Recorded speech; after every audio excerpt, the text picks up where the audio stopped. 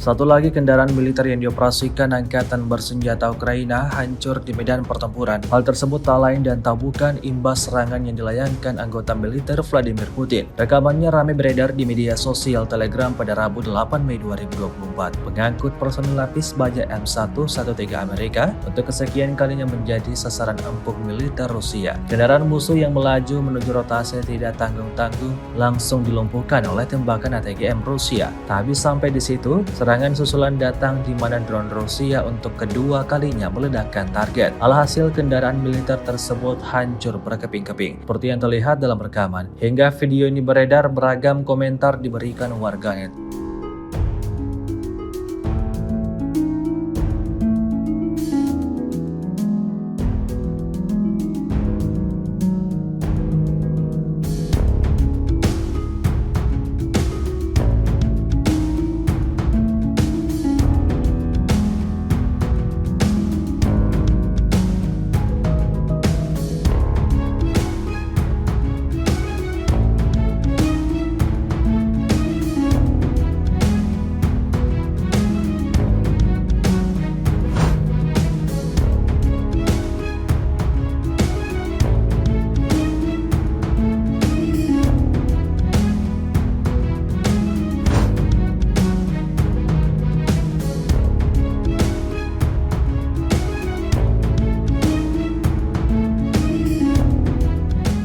Download Tribun X sekarang, menghadirkan lokal menjadi Indonesia.